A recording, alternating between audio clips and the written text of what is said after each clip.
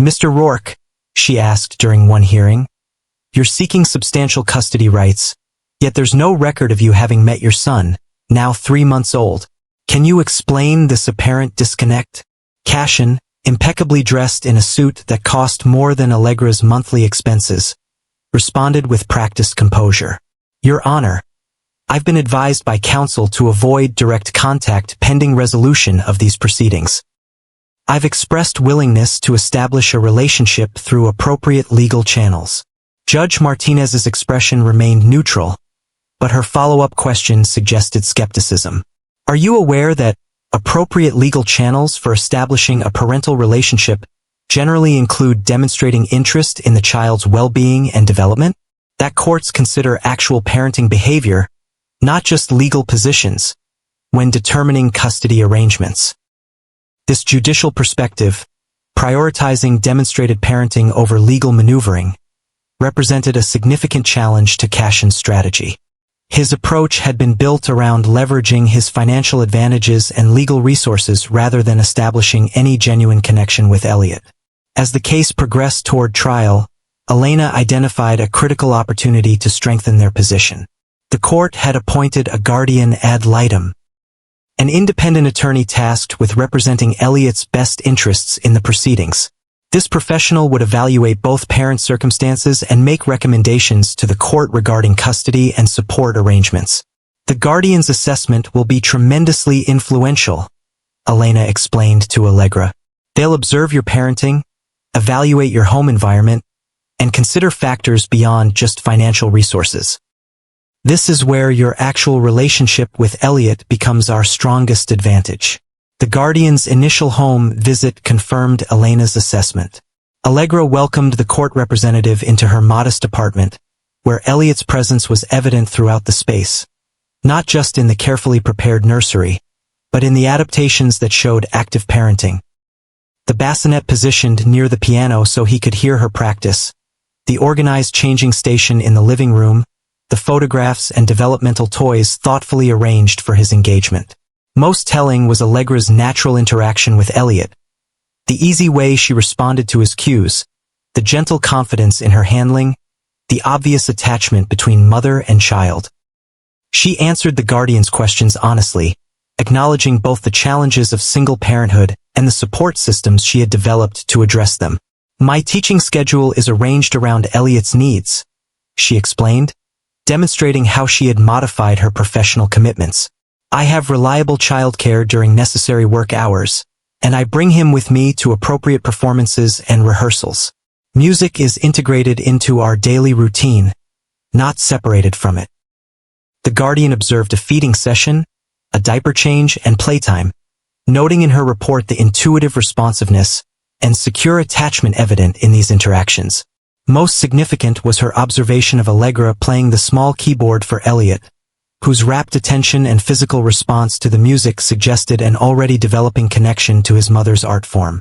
When the guardian conducted the corresponding evaluation at Cassian's penthouse, the contrast was stark. The space was impeccably prepared, a professionally designed nursery with every possible amenity, a comprehensive security system, and a staff of potential caregivers waiting to be hired. Yet Cassian himself demonstrated no practical knowledge of infant care, no familiarity with Elliot's specific needs or preferences, and no emotional connection to the child he was seeking to partially custody of. Mr. Rourke appears to have delegated all practical considerations to hired specialists, the guardian noted in her report. When asked about specific parenting approaches, he deferred to the childcare experts he plans to employ rather than expressing personal parenting philosophies or intentions.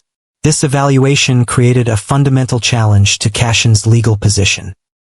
His case had been built around the advantages his resources could provide, but the guardian's assessment highlighted what those resources couldn't purchase: the genuine attachment, intuitive understanding, and daily involvement that Allegra had established through consistent presence in Elliot's life. The guardian's preliminary recommendations strongly favored maintaining Allegra's primary custody, with any paternal involvement implemented gradually and under supervision to minimize disruption to Elliot's secure attachment patterns. While acknowledging the potential benefits of appropriate financial support from Cassian, the report emphasized that material advantage cannot substitute for consistent, nurturing care in a child's developmental well-being. When this assessment was presented in court, it created a turning point in the proceedings. Judge Martinez, who had been carefully neutral in her management of the case, began asking increasingly pointed questions about Cassian's absence from Elliot's life and his reliance on hired staff rather than personal involvement.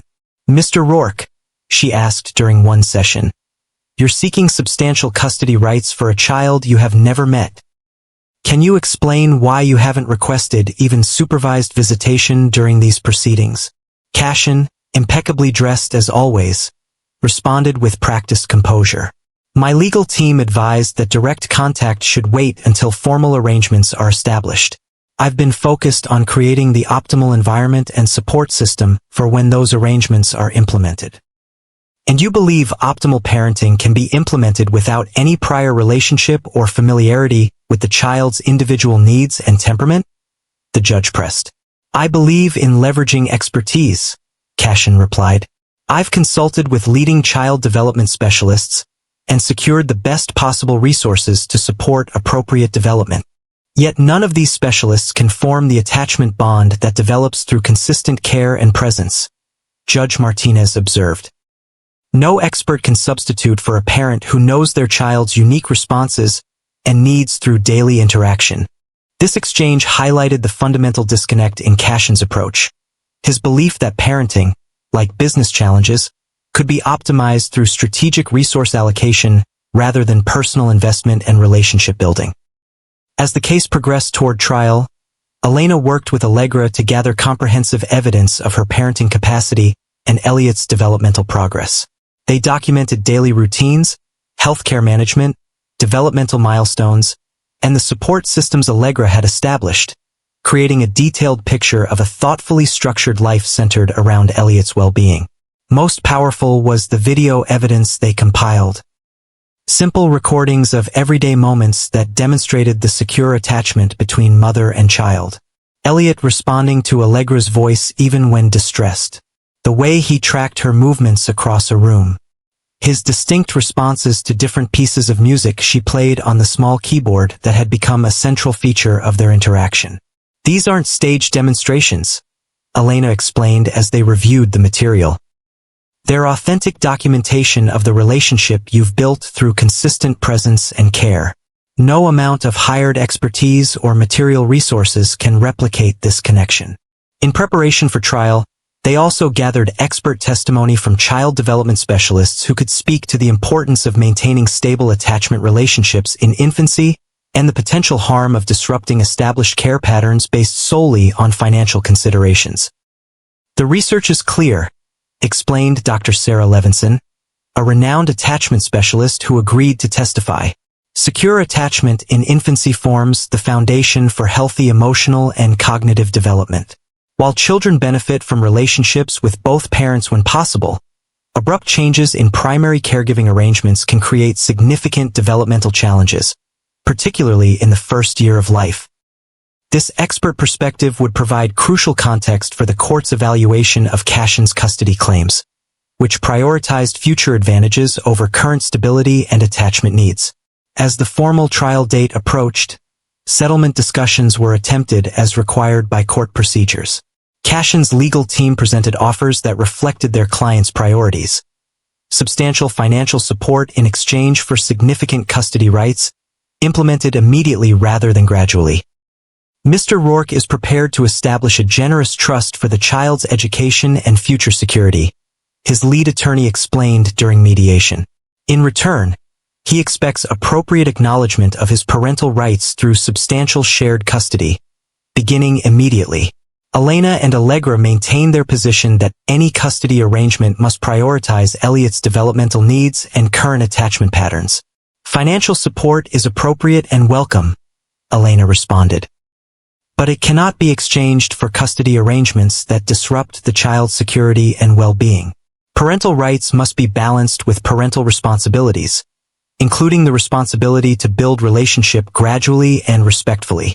These fundamentally different perspectives, Cassian's transactional approach versus Allegra's child-centered focus, made settlement impossible.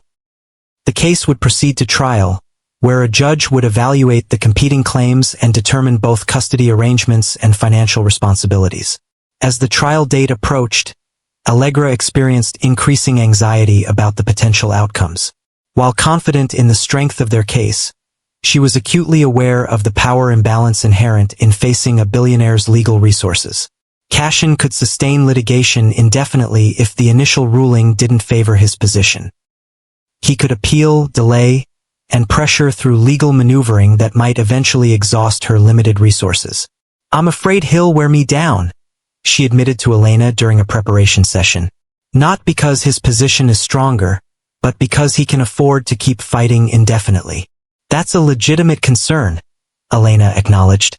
"But Judge Martinez has a reputation for seeing through delay tactics and resource leveraging. And the longer this continues, the more evidence accumulates of his prioritizing legal control over actual parenting." This perspective provided some reassurance, but the fundamental anxiety remained, not for herself but for Elliot. Every day of his early development was precious, every routine and attachment pattern significant for his sense of security. Prolonged legal conflict created stress that inevitably affected his environment, no matter how carefully Allegra tried to shield him. The night before the trial began, Allegra sat beside Elliot's crib, watching him sleep peacefully, unaware of the legal proceedings that would help shape his future. She played softly on the toy keyboard that had become such an important part of their daily interaction, the simple instrument that stood in place of the piano she had originally requested, the need that had triggered this entire conflict. "Whatever happens," she whispered to her sleeping son, "this connection remains. No court can rule on the love between us." With this quiet affirmation, she prepared to face the formal trial that would determine not just custody arrangements and financial support, but the fundamental question of what truly constitutes a parent's rights and responsibilities when extraordinary resources meet ordinary human needs. The formal trial began on a crisp autumn morning, with Elliot now 7 months old. The courthouse steps were crowded with reporters and photographers, drawn by the high-profile nature of the case and the dramatic contrast between the parties involved. Cassian arrived in a chauffeured Bentley, surrounded by his legal team in matching dark suits, their collective presence projecting wealth and power. Allegra arrived 20 minutes later, carrying Elliot in a simple baby carrier. She was accompanied only by Elena and a young law clerk who helped manage the diaper bag and files. Her appearance was modest but dignified. A simple blue dress, minimal jewelry, hair pulled back in a practical style that accommodated motherhood's demands. The visual contrast was striking and immediately captured by the waiting cameras. The billionaire with his entourage versus the mother cradling her child. These images would appear in newspapers and on websites worldwide, establishing a narrative more powerful than any legal argument. Inside the courtroom, Judge Martinez established clear parameters for the proceedings. "This court's primary concern is the welfare of the child," she stated firmly. "Financial resources are one factor in determining appropriate arrangements, but demonstrated parenting capacity, emotional attachment, and the child's developmental needs carry equal weight in my considerations." This judicial framing, prioritizing relationship over resources, set the tone for what would become an increasingly challenging process for Cassian's team. Their strategy had been built around emphasizing his financial advantages and Allegra's relative limitations. Judge Martinez's perspective required them to address areas where their client had no demonstrated strength: actual parenting, emotional connection, and daily involvement in Elliot's life. The trial's first phase focused on establishing basic facts: Cassian's paternity, confirmed through testing, the timeline of the relationship and pregnancy, and the communications that had preceded the legal conflict. Cassian's legal team presented a carefully constructed narrative portraying Allegra as calculating and opportunistic, suggesting she had deliberately conceived to gain financial advantage. Elena methodically dismantled this characterization through documented evidence. Allegra's consistent financial independence throughout their relationship. Her initial letter requesting only a piano rather than ongoing support. Her continued professional work despite the challenges of pregnancy and new motherhood. Most damaging to Cassian's narrative was the revelation that he had never responded directly to Allegra's pregnancy notification, choosing instead to initiate legal action without any attempt at personal communication or compromise. "Ms. Wynford," Elena asked during direct examination, after informing Mr. Rourke of your pregnancy, "what response did you receive from him personally?" "None," Allegra replied simply. "No call, no message, no inquiry about my health or the baby's development. The subpoena was the only response." "And since Elliot's birth 7 months ago, has Mr. Rourke made any attempt to meet his son or inquire about his well-being outside of these legal proceedings?" "No," Allegra confirmed. "All communication has been through attorneys. He has never asked to see Elliot or expressed any personal interest in his development." This testimony, delivered without apparent anger or resentment, simply stated facts that contradicted Cassian's claim of genuine parental concern. Judge Martinez's attention to these details was evident in her follow-up questions, which focused on the disconnect between Cassian's legal pursuit of custody and his absence from actual parenting. As the trial progressed into its second week, the guardian ad litem presented their initial assessment, which strongly favored Allegra's position. Based on extensive observation and evaluation, the report stated, "Ms. Wynford demonstrates consistent, nurturing parenting that supports the child's developmental needs. Mr. Rourke, while offering significant financial resources, has established no relationship with the child and demonstrated no practical knowledge of his care requirements." The guardian's testimony included detailed observations of Allegra's home environment, her parenting practices, and Elliot's evident attachment to her. By contrast, the evaluation of Cassian focused primarily on his proposed arrangements rather than any actual parenting. The elaborate nursery prepared in his penthouse but never used, the childcare specialists he had interviewed but not hired, the educational plans he had developed for a child he had never met. This evidence of absent parenting created a significant challenge for Cassian's legal team.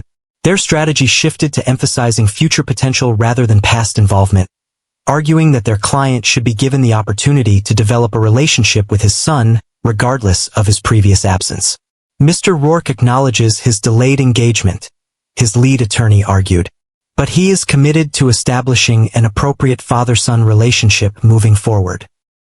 His resources would provide advantages and opportunities that would significantly benefit the child's development and future prospects." Judge Martinez's response was measured but pointed. "This court certainly recognizes Mr. Rourke's right to a relationship with his child. However, parental rights are accompanied by parental responsibilities, not just financial support, but actual involvement in the child's life. Future intentions must be evaluated in the context of past actions." This judicial perspective created mounting pressure on Cassian to demonstrate genuine interest in Elliot beyond legal claims and financial provisions.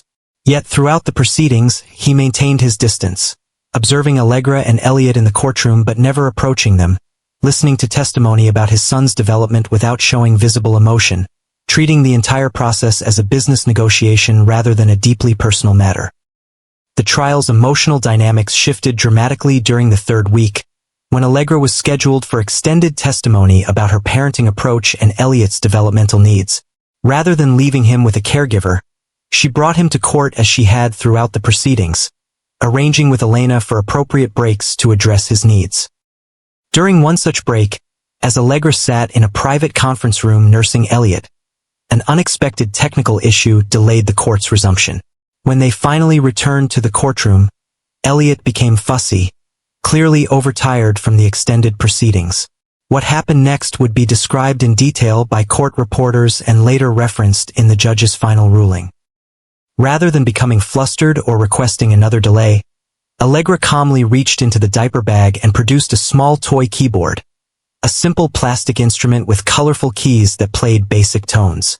Setting it on the table before her, she began playing a gentle melody with one hand while holding Elliot with the other. The effect was immediate and visible to everyone in the courtroom. Elliot's fussing subsided, his attention captured by the music and his mother's calm presence. "I apologize, Your Honor," Allegra said quietly. "This helps him settle when he's overtired. It's the closest thing to a real piano we have at home." The simple statement, delivered without drama or accusation, nevertheless highlighted the core issue that had initiated the entire conflict. Allegra's original request for a piano that Cassian had answered with a subpoena rather than the instrument itself. Judge Martinez nodded her understanding. "Please continue when you're ready, Ms. Wynford. The court appreciates your commitment to being present with your son despite these challenging circumstances."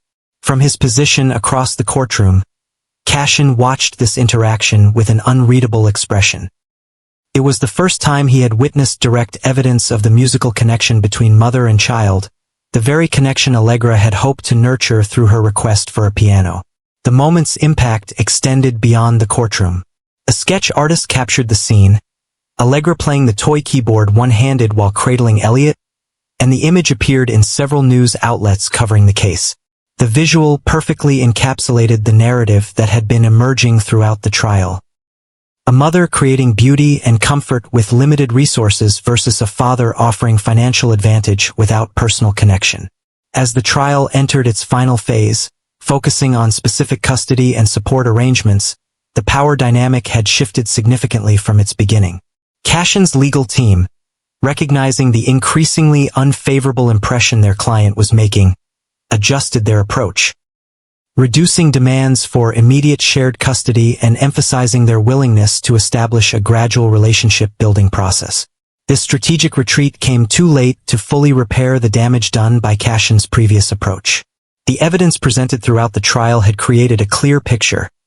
A mother who had consistently prioritized her child's well-being despite limited resources versus a father who had pursued legal control while remaining personally absent. In the trial's closing days, both parties presented their final arguments and proposed arrangements. Cassian's team emphasized the financial security and educational opportunities his involvement would provide, while acknowledging the need for a transition period before implementing significant shared custody. Elena's closing argument focused on the fundamental question at the heart of the case. This court must determine what truly serves Elliot's best interests. Not just material advantage, but emotional security, consistent care, and genuine relationship. Ms. Wynford has demonstrated unwavering commitment to her son's well-being from conception forward. Mr. Rourke has demonstrated commitment only to legal control, not to actual parenting.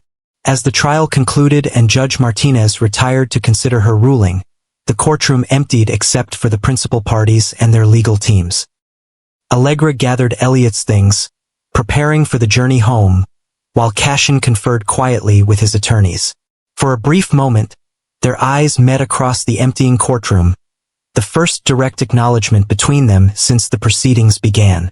In that glance was the weight of their shared history, the child that connected them permanently, and the recognition that whatever the judge decided, their lives had been irrevocably altered by the choices each had made. The verdict would not come immediately.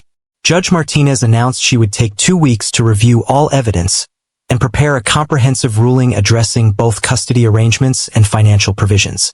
Those 2 weeks would feel endless to both parties, though for very different reasons. For Allegra, the waiting period meant continued uncertainty about her son's future, whether the relationship and routine they had established would be maintained or disrupted by court-mandated changes. For Cassian, it represented a rare experience of powerlessness, a situation his wealth and influence couldn't control, where the decision rested entirely in someone else's hands. Neither could have anticipated the ruling that would eventually emerge, a decision that would transform not just their individual lives but potentially the landscape of family law for high-net-worth individuals. A verdict that would make headlines not just for its unprecedented financial scale, but for the moral principle it established about the responsibilities that accompany privilege and power. The 2 weeks of waiting for Judge Martinez's ruling stretched Allegra's emotional resources to their limits. She maintained her teaching schedule and care for Elliot with outward calm, but sleep became elusive, anxiety a constant companion. The possibility that her son's life might be dramatically altered by judicial decision weighed heavily on her heart. Elliot, blissfully unaware of the legal proceedings determining his future, continued his developmental journey with the resilience of infancy. He had begun pulling himself up to standing position, babbling with increasing complexity, and showing distinct preferences in music, responding most enthusiastically to Bach's simpler compositions and Allegra's own lullabies. These daily moments of normal motherhood became Allegra's anchor amid legal uncertainty. Whatever the court decided about custody arrangements or financial provisions, the fundamental connection she had established with her son remained real and unbreakable. On the morning Judge Martinez's ruling was to be announced, Allegra woke before dawn, having barely slept. She spent the quiet hours playing softly for Elliot as he slept, the toy keyboard that had become such a significant symbol in their case propped on the edge of his crib. The plastic keys produced only approximations of true piano tones, but they were enough to create simple melodies that seemed to reach him even in sleep, his tiny face relaxing into deeper rest as the music continued. "Whatever happens today," she whispered to her sleeping son, "this connection remains. No court can rule on the love between us." The courtroom was packed when Allegra arrived with Elliot and Elena. Media interest had intensified as the ruling approached, with financial publications particularly focused on the potential precedent-setting nature of any support determination involving someone of Cassian's extraordinary wealth. Cassian was already seated with his legal team when they entered, his expression composed but with tension evident in his posture.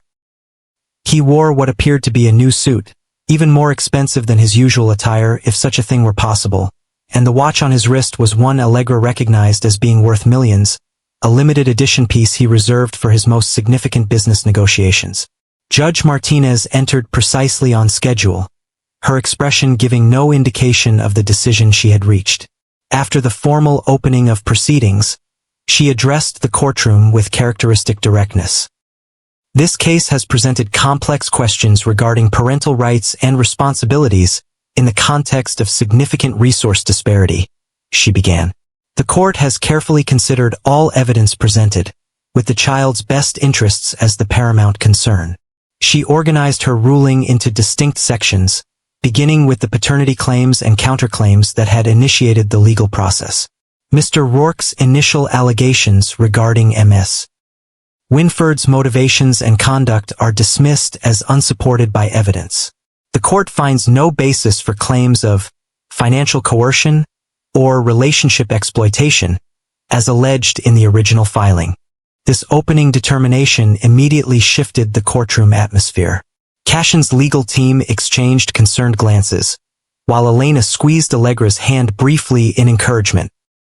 Judge Martinez continued to the custody determination, which she prefaced with a clear statement of principles. Parental rights must be evaluated in conjunction with demonstrated parental responsibility and commitment. Financial resources, while relevant to a child's welfare, do not supersede the importance of emotional attachment, consistent care, and genuine relationship. Her custody ruling reflected these principles directly. Allegra would maintain primary physical custody, with Cassian granted gradually increasing visitation rights contingent upon his completion of parenting classes and demonstrated commitment to relationship building. The arrangement would be reevaluated after 6 months based on Elliot's adjustment and Cassian's consistent participation. This determination reflects the current reality of the child's attachment and care patterns, Judge Martinez explained. Mr.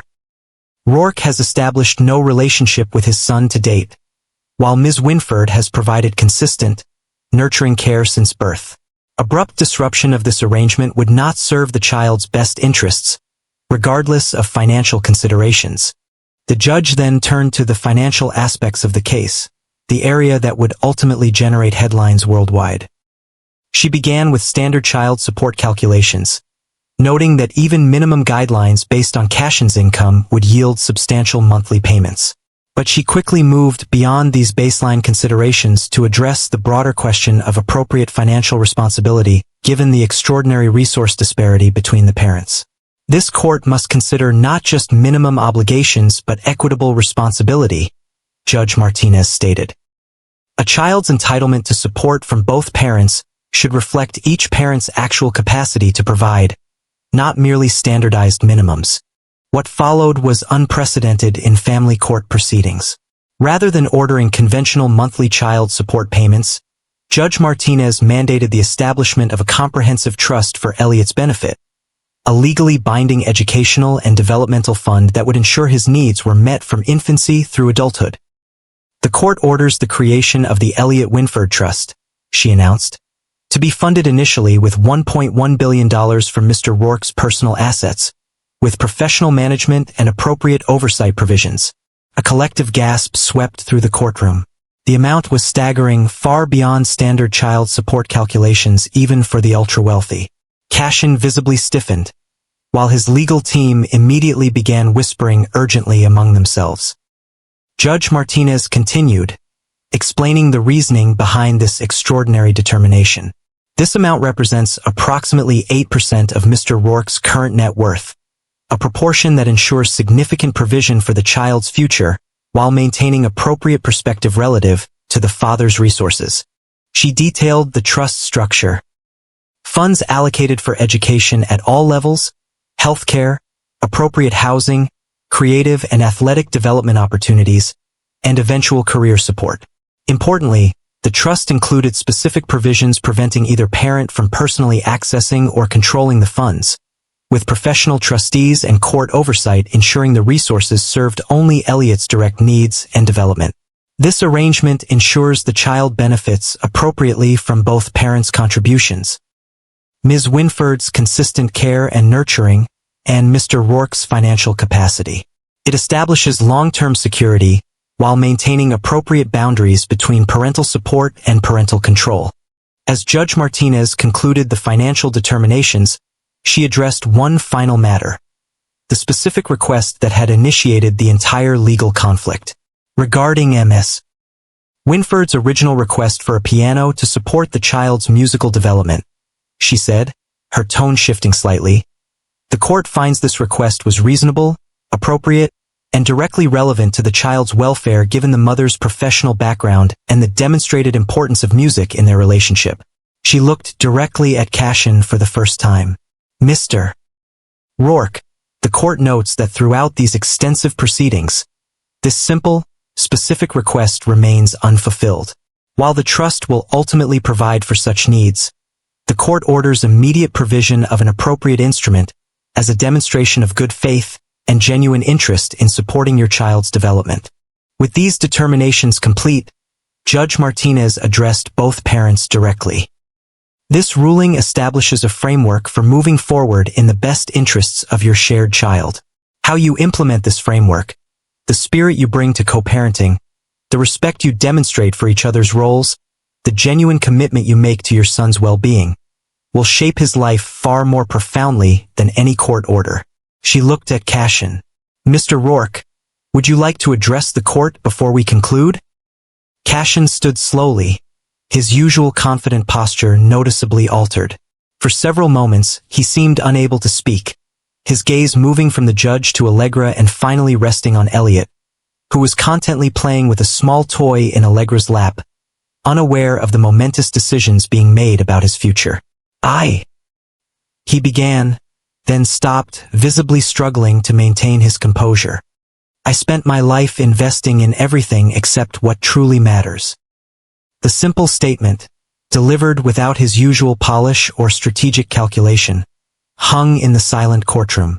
It was perhaps the first genuinely unguarded moment Cassian had shown throughout the entire proceedings, a rare glimpse of the man beneath the billionaire facade. Judge Martinez nodded, acknowledging his statement without comment. This court is adjourned. The written ruling will be provided to both parties by the end of day. As the courtroom began to empty, reporters rushed to file their stories about the unprecedented financial determination. The amount $1.1 billion would dominate headlines within hours, becoming the largest child support ruling in U.S. history. Financial analysts would debate its implications for high-net-worth individuals. Legal experts would discuss its potential as precedent for future cases involving extreme wealth disparity. But within the courtroom, as the spectacle subsided, a more personal moment unfolded. Allegra stood to leave, gathering Elliot and their belongings, when she noticed Cassian approaching, the first time he had directly initiated contact since the proceedings began. He stopped at a respectful distance, his expression uncharacteristically uncertain. "May I?" he began, then paused, seeming to search for appropriate words. "Would it be possible for me to meet him? Properly, I mean. Not just across a courtroom." The request, simple, human, devoid of legal positioning, caught Allegra by surprise. After months of aggressive litigation and emotional strain, this straightforward expression of interest in their son seemed almost incongruously normal. "Yes," she said after a moment's consideration. "That would be appropriate. We can arrange something through Elena and your attorneys." Cassian nodded, his gaze returning to Elliot, who was watching him with the curious attention infants give to new faces. "Thank you." As they parted ways, Allegra to process the implications of the ruling for her and Elliot's future, Cassian to consult with his legal team about potential appeals.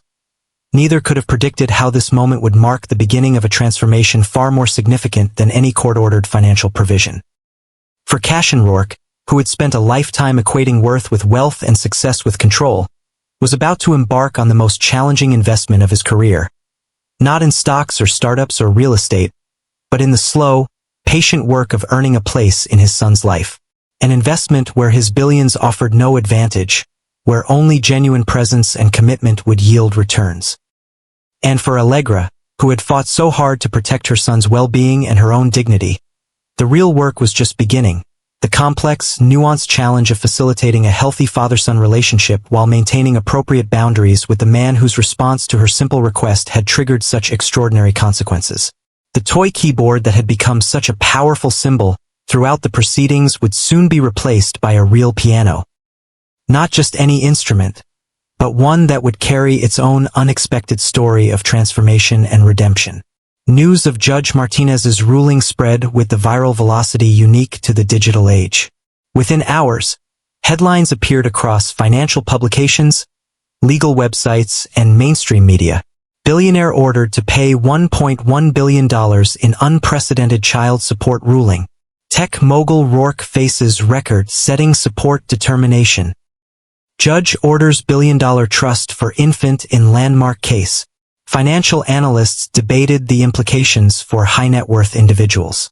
Legal experts discussed the potential precedent for future cases involving extreme wealth disparity. Social commentators examined the cultural significance of a ruling that so explicitly linked extraordinary privilege with proportional responsibility.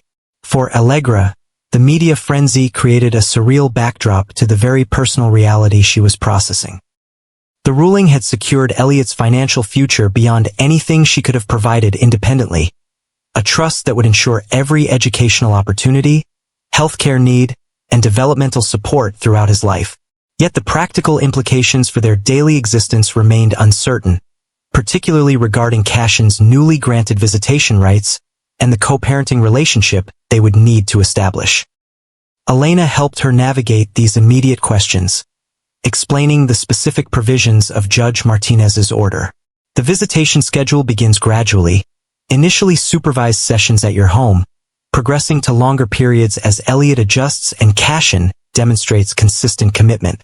You maintain decision-making authority for now, with a review scheduled after 6 months. And the trust? Allegra asked, still struggling to comprehend the magnitude of the financial determination. It's structured with remarkable care, Elena explained. Professional trustees with expertise in both finance and child development. Specific allocations for different aspects of Elliot's needs throughout his life. Provisions preventing either parent from personally accessing or controlling the funds.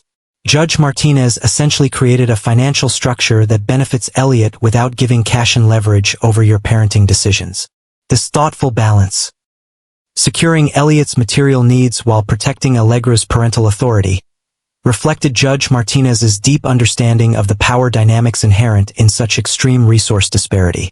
The ruling acknowledged Cassian's financial capacity without allowing it to override Allegra's established role as Elliot's primary caregiver. As expected, Cassian's legal team immediately filed notice of appeal, challenging both the unprecedented financial determination and certain aspects of the custody arrangement. This legal maneuver was standard practice in high-stakes cases, preserving options while negotiations continued behind the scenes. What wasn't standard, what surprised both Allegra and Elena, was the personal note Cassian sent the day after the ruling. Delivered by courier rather than through attorneys, the handwritten message was brief but significant. Allegra, whatever legal processes continue, I want you to know I will not contest the primary custody determination. Elliot's stability and well-being must come first. I am committed to earning a place in his life through consistent presence and respect for the relationship you've established with him. Regarding the piano that started all of this, please expect delivery tomorrow. Not as compliance with a court order, but as the first step in supporting our son's connection to music and to you. Cassian, the note's tone, direct, personal, without strategic positioning, represented a marked departure from the legal communications that had characterized their interaction for months. More significant was the explicit acceptance of Allegra's primary custody role, regardless of ongoing appeals regarding financial provisions. This is unexpected, Elena observed when Allegra shared the note.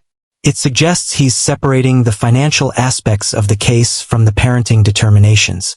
That's actually quite reasonable, though it contradicts his previous all-or-nothing approach. The piano arrived as promised.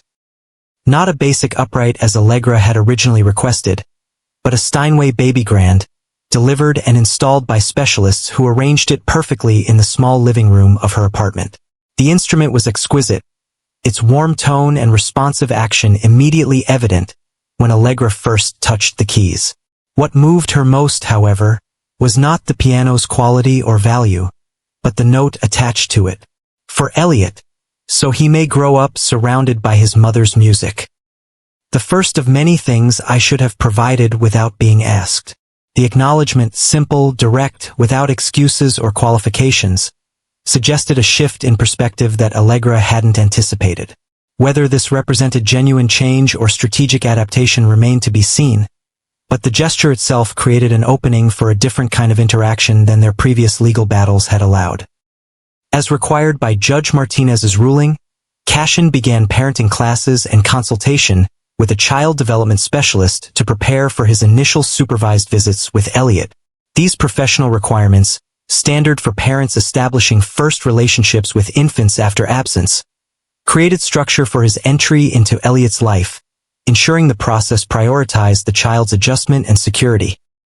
The first supervised visit took place in Allegra's apartment 3 weeks after the ruling. The court-appointed supervisor arrived first, establishing guidelines and preparing the environment.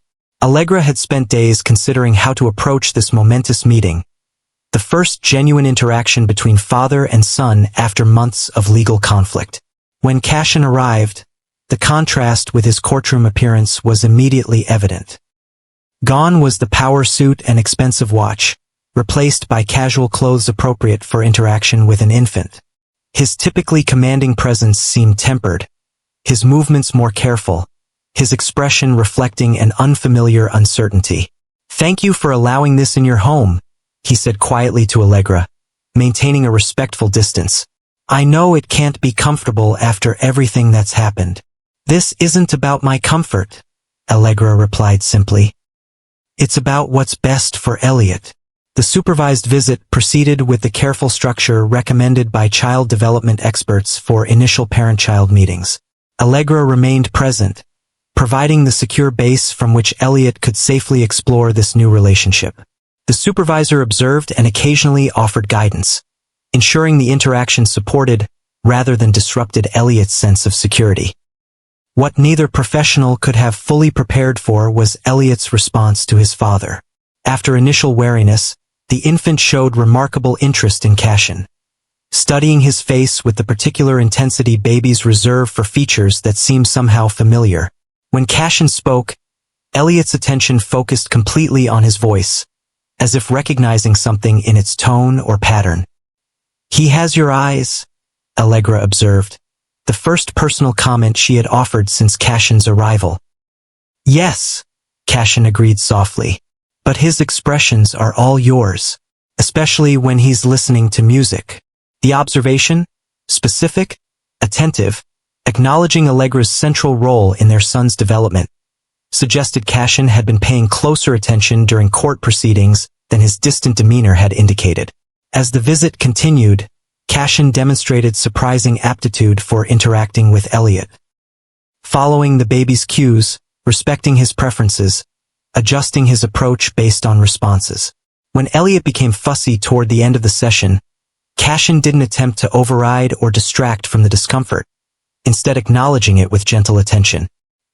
"He's tired," Cassian observed, noticing Elliot's increasing fussiness. "I should probably go so he can rest." The comment, prioritizing Elliot's needs over extending the visit, surprised Allegra. It reflected an awareness of infant cues she hadn't expected from someone with no previous parenting experience. "Yes, this is usually his nap time," she confirmed. "We adjusted it slightly for today's visit." As Cassian prepared to leave, he paused near the Steinway that now occupied a significant portion of the living room. "Would you mind?" he began, then hesitated. "Would it be appropriate if I heard you play for him before I go? I've seen how he responds to your music in court, but never in his home environment." The request was unexpected, personal rather than procedural, focused on Elliot's experience rather than Cassian's parental rights. After a moment's consideration, Allegra nodded and moved to the piano, settling Elliot comfortably in her lap as she had done countless times before. The piece she chose was one of her own compositions, a gentle lullaby she had written during pregnancy and played for Elliot since birth. As the music filled the apartment, Elliot's fussiness subsided, his body relaxing against her as his eyes remained open, attentive to the sound and movement of her hands across the keys. Cassian watched from a respectful distance, his expression unguarded for perhaps the first time since their legal conflict began. What Allegra saw in that unguarded moment wasn't the calculating businessman or aggressive litigant, but something entirely different. A man witnessing something profound and beautiful that had existed without him, that would have continued to exist without him had he maintained his original response to her pregnancy. When the piece concluded, Cassian spoke quietly. "Thank you. For that, and for..." He gestured vaguely, seeming to struggle for adequate words. "For everything you've given him that I haven't." The acknowledgement, simple, direct, without strategic calculation, created a subtle shift in the atmosphere between them. Not forgiveness or reconciliation, but perhaps the beginning of a different kind of interaction than their legal battles had allowed. As the supervised visits continued over subsequent weeks, a pattern gradually emerged. Cassian approached each session with increasing comfort and competence, demonstrating genuine interest in Elliot's development and respect for Allegra's established routines. The court-appointed supervisor noted his consistent attendance, appropriate engagement, and willingness to implement suggested approaches. Most significant was his attention to the musical connection between Allegra and Elliot. Rather than attempting to establish competing interests or activities, Cassian actively supported this core aspect of their relationship, asking questions about Elliot's responses to different compositions, observing the subtle ways music affected his mood and engagement, even researching child development literature on early music exposure. He's showing unusual commitment to understanding the child's established patterns rather than imposing new ones, the supervisor noted in her reports. This approach supports secure attachment while gradually building his own relationship with the infant. This professional assessment, combined with Cassian's consistent participation in required parenting education, created the foundation for expanding visitation as outlined in Judge Martinez's ruling. After 2 months of supervised sessions, the court approved progression to longer visits, some without direct supervision though still in Allegra's home. Throughout this period, the legal proceedings regarding financial aspects of the case continued on a parallel track. Cassian's appeal of the $1.1 billion trust determination moved through the system, with his legal team arguing that while substantial support was appropriate, the unprecedented amount constituted judicial overreach. These legal maneuvers created a strange disconnect between the increasingly cooperative personal interactions regarding Elliot's care and the ongoing courtroom battles over financial provisions. Yet Cassian maintained his commitment to separating these aspects, never allowing legal disagreements to affect his engagement with visitation or co-parenting discussions. The appeal process reached its conclusion 4 months after the initial ruling, when the appellate court issued its determination. In a decision that generated another round of headlines and legal analysis, the higher court upheld Judge Martinez's ruling in its entirety, finding that the trust amount, while extraordinary, appropriately reflected the proportional responsibility accompanying extraordinary resources. The court's written opinion specifically addressed the precedent-setting nature of the case. When parental resources reach the billionaire level, traditional child support guidelines become inadequate for determining appropriate provision. Judge Martinez's proportional approach, allocating a percentage of the father's wealth commensurate with the child's legitimate interests while maintaining reasonable perspective, establishes a thoughtful framework for similar cases involving extreme wealth disparity. With this appellate confirmation, the Allegra Wynford Trust became legally finalized. A $1.1 billion provision ensuring that Cassian's financial responsibility matched his extraordinary capacity. The trust's professional management structure began implementation, establishing the framework that would support Elliot's needs from infancy through adulthood. For Cassian, the appellate decision marked a significant moment of reckoning. Having exhausted standard legal remedies, he faced a choice: accept the unprecedented financial determination or pursue further appeals through increasingly unlikely channels. The decision he made would reveal much about whether his evolving approach to fatherhood represented genuine change or merely strategic adaptation to initial legal setbacks. The answer came not through legal filings but through a request for a private meeting with Allegra. Their first conversation outside the structured visitation sessions or courtroom proceedings since the legal conflict began. "I'd like to discuss the trust implementation," he explained when proposing the meeting. "Not to contest the amount, but to ensure the structure truly serves Elliot's best interests based on your knowledge of his developing personality and needs." The framing was significant, acknowledging Allegra's deeper understanding of their son and positioning himself as supportive rather than controlling regarding the financial provisions. After consulting with Elena, Allegra agreed to the meeting, suggesting a neutral location rather than either of their homes. They met at a quiet cafe near the conservatory where Allegra taught during Elliot's regular childcare hours. The setting, public but private, professional rather than personal, established appropriate boundaries for this new phase of their interaction. Cassian arrived precisely on time, dressed more casually than his courtroom appearance but still impeccably put together. What struck Allegra immediately was his demeanor. Not the commanding presence that had characterized their relationship, but something more measured, more attentive to the balanced exchange professional co-parenting would require. "Thank you for meeting with me," he began once they were seated. "I want to be clear from the outset. I've decided not to pursue further appeals regarding the trust amount. The appellate decision was well-reasoned, and continuing legal conflict serves no one's interests, least of all Elliot's." The statement, direct, unequivocal, without strategic qualification, represented a significant departure from the aggressive legal approach that had characterized the early phases of their conflict. "That's a constructive decision," Allegra acknowledged. "Elliot deserves stability, not ongoing litigation." "Exactly," Cassian agreed. "Which brings me to the purpose of this meeting. The trust structure Judge Martinez established is fundamentally sound, but there's flexibility within it for adjustments based on Elliot's specific needs and development. As his mother, you have insights I don't yet have about his emerging interests and tendencies."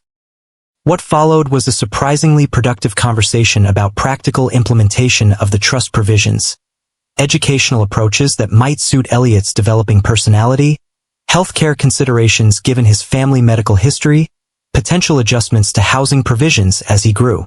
Throughout, Cassian demonstrated genuine interest in Allegra's observations and perspectives, approaching the discussion as collaborative rather than competitive. Most revealing was his response when Allegra mentioned Elliot's increasing responsiveness to music beyond her own playing. His attention to different instruments, rhythms, and compositional structures even at his young age. "That's remarkable," Cassian said, genuine interest evident in his expression.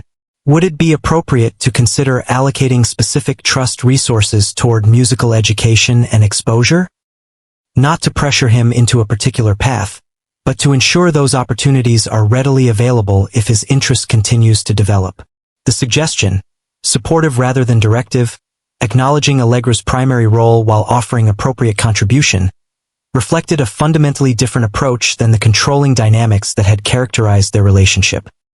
As their meeting concluded, Cassian addressed the broader question that had remained largely unspoken throughout their legal conflict and subsequent co-parenting arrangements. "I know trust can't be rebuilt quickly after everything that's happened," he said carefully.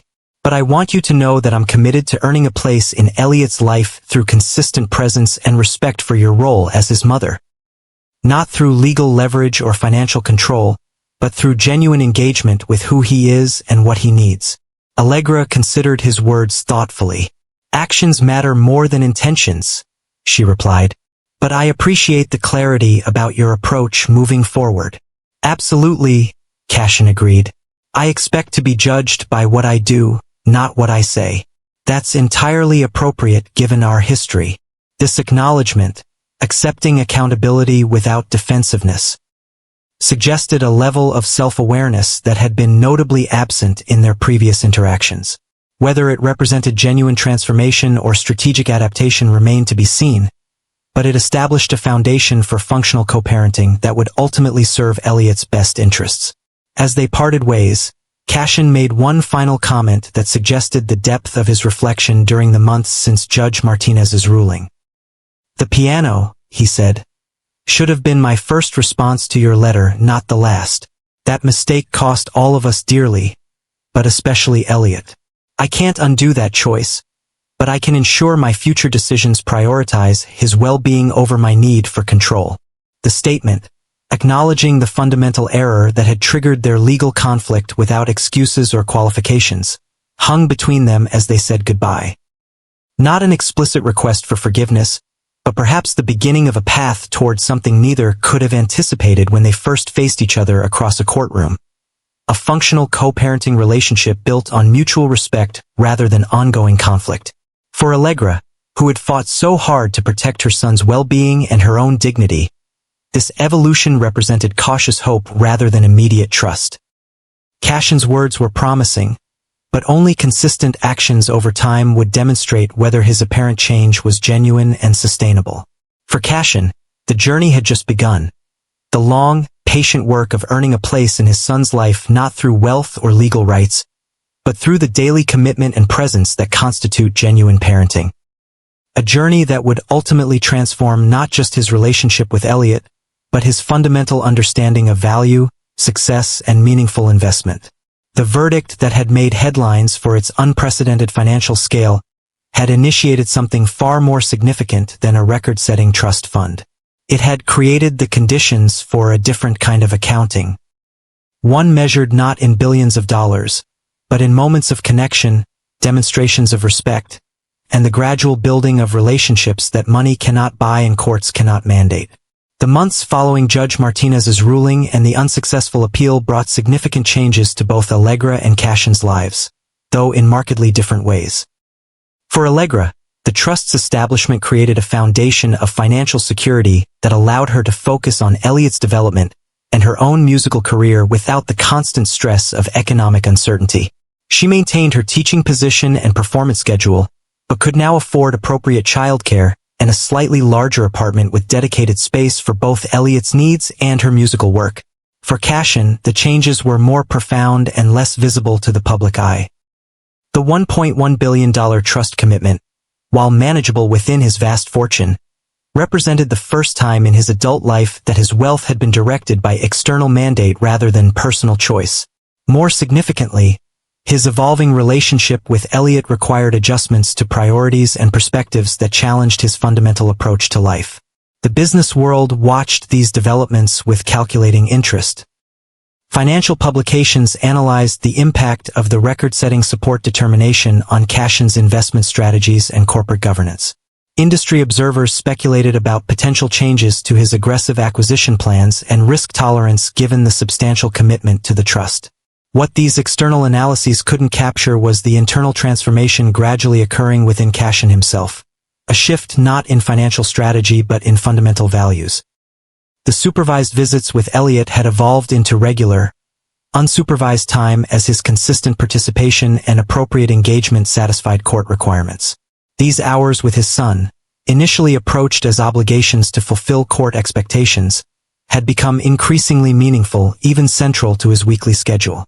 6 months after Judge Martinez's ruling, as specified in the original order, a formal review of the custody and visitation arrangements took place. The court-appointed evaluator presented a comprehensive assessment of Elliot's development, Allegra's continued excellent care, and Cassian's growing engagement as a father. Mr. Rourke has demonstrated consistent commitment to building an appropriate relationship with his son, the report stated.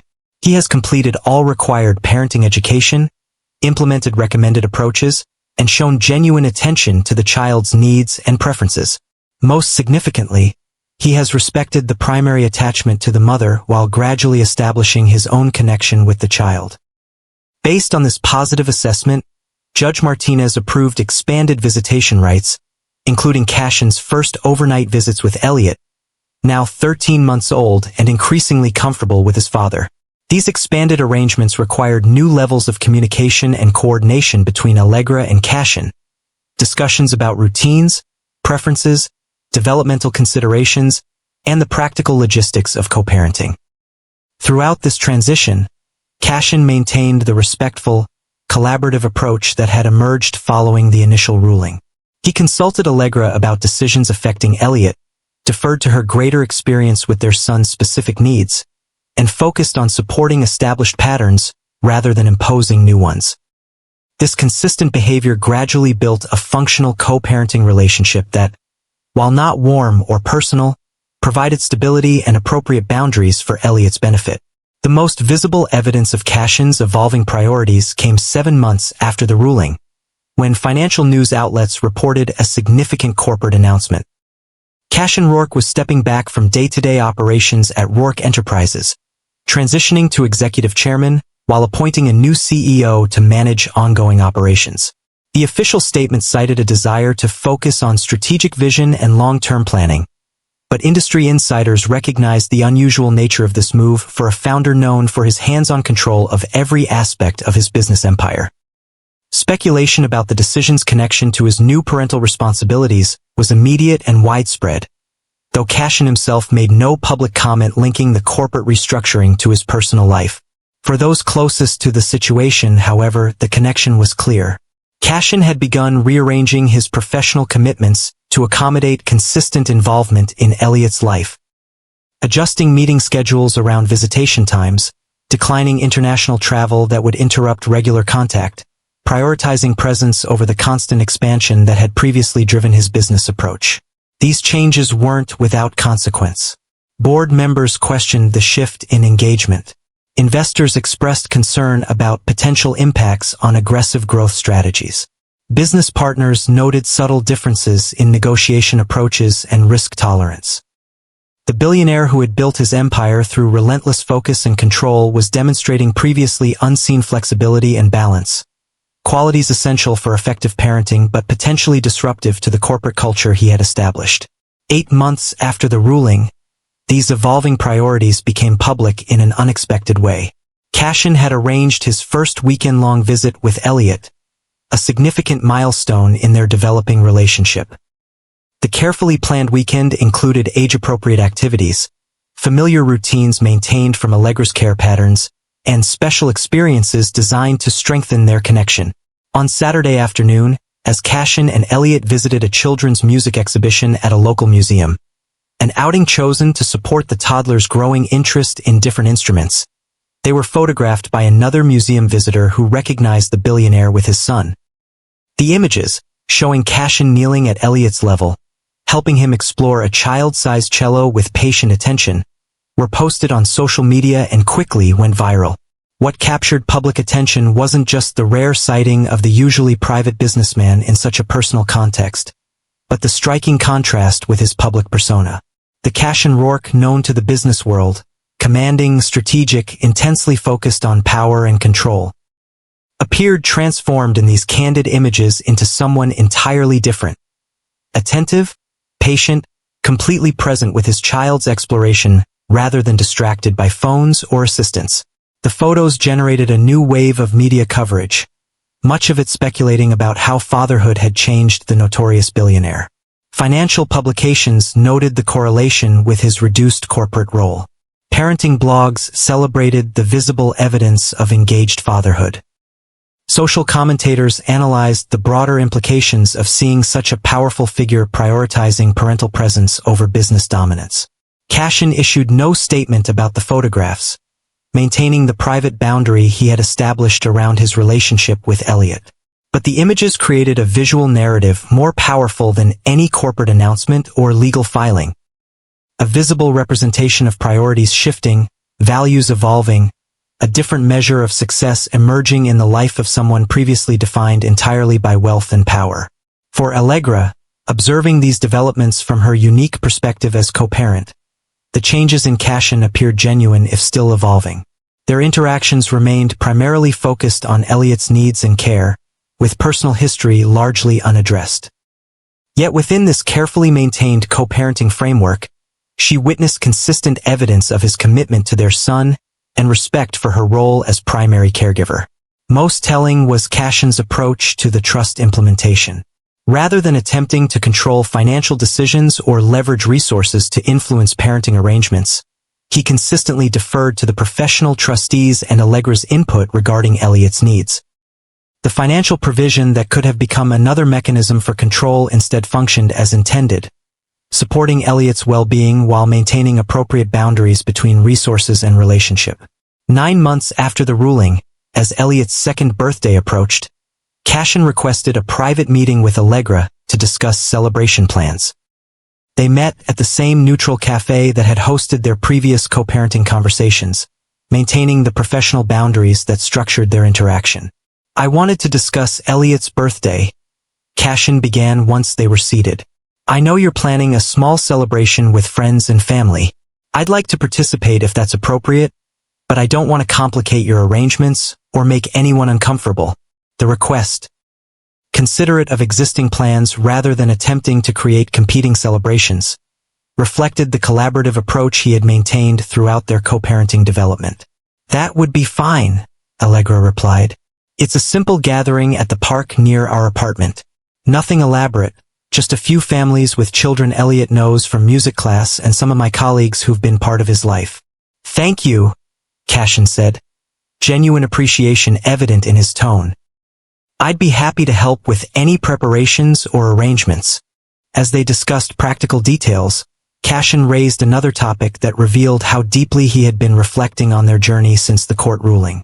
"I've been thinking about Judge Martinez recently," he said, "about her question that day in court, why I kept fighting for custody while never actually meeting Elliot. Why I responded to your letter with a subpoena instead of a piano." Allegra remained silent, allowing him to continue without interruption. "I didn't have an honest answer then," Cassian acknowledged. "I was still operating from control rather than connection, from pride rather than genuine concern for Elliot's well-being." He paused, seeming to carefully consider his next words. "I want you to know that I understand now what I couldn't see then. Your request wasn't about financial support or advantage. It was about creating the environment Elliot needed to thrive. The musical connection that's so central to your relationship with him." The acknowledgement, specific, insightful, without strategic calculation, suggested a level of self-reflection that had been notably absent in their earlier interactions. "The piano should have been my first response, not my last," Cassian continued. "That mistake cost all of us dearly, but especially Elliot, who deserved parents working together from the beginning rather than fighting through courts and lawyers." Allegra considered his words carefully. "Why are you telling me this now?" "Because acknowledgement matters, even if it can't change the past," Cassian replied. "And because I want you to know that my commitment to Elliot isn't just about fulfilling court requirements or maintaining visitation rights. It's about genuinely understanding what he needs and supporting the foundation you've already built in his life." This conversation marked a subtle but significant shift in their co-parenting relationship, not toward personal reconciliation, but toward a more authentic acknowledgement of their shared responsibility for Elliot's well-being. The careful professional distance remained, but within that framework, a more honest communication began to develop. Elliot's birthday celebration reflected this evolving dynamic. Cassian attended as planned, bringing a thoughtfully selected gift.